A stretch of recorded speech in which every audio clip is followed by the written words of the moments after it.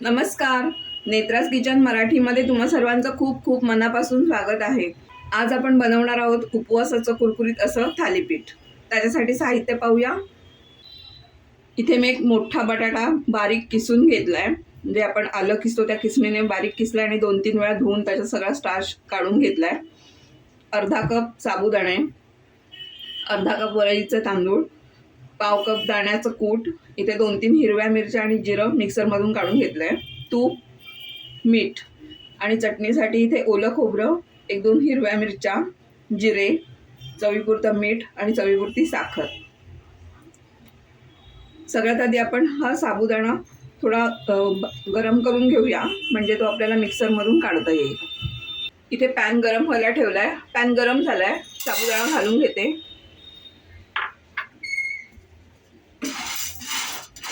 Gas मी मध्यम केलाय आणि साबुदाणा एक 2-3 मिनिटं फक्त भाजून घ्यायचा आहे, जेणेकरून तो मिक्सरला पटकन बारीक होईल. इथे आपले साबुदाणे छान भाजून झालेत. गॅस बंद करते आणि गार व्हायला ठेवते ते.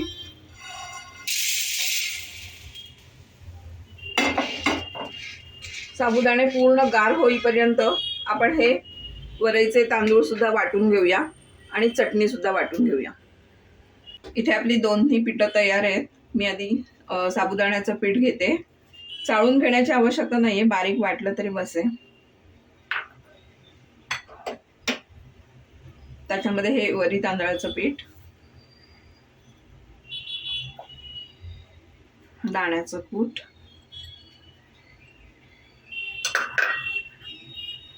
मिरची, मीठ चवीपुरतं आणि हा बटाटा असा पाण्यातून निथळून घ्यायचा आहे. चांगला जमेल तेवढं पाणी असं काढून टाकायचं. हे सगळं मिक्स करून घेते आणि लागेल तसं मग वरून पाणी घेते फक्त. हे बटाट्यामध्ये एवढं हे सगळं मिश्रण भिजलंय. आता आपण थोडं थोडं पाणी घालून मळूयात ते.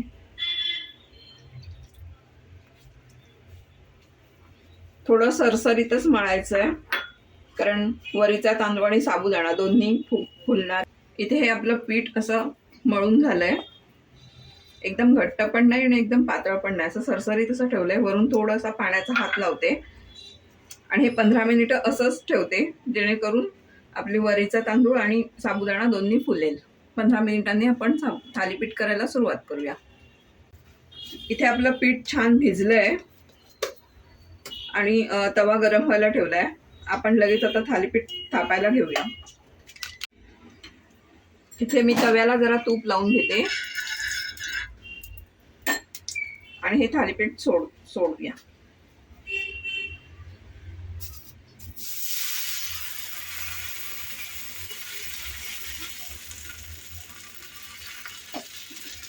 कडेने थोडंसं तूप घेऊया आणि झाकण ठेवून मध्यम गॅसवर एक 2 ते 3 मिनिटं शेकवून घेऊया.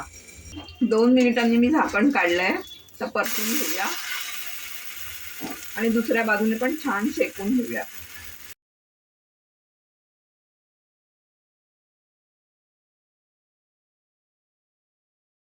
इथे आपलं थालीपीठ छान शेकलंय. दोन्ही बाजूनी पाहू शकता, छान झालंय. दुसरं इथे थापून तयार आहे. बाकीची मी सगळी अशीच करून घेते. तर अशा प्रकारे मस्त कुरकुरीत असं उपवासाचं थालीपीठ तयार आहे.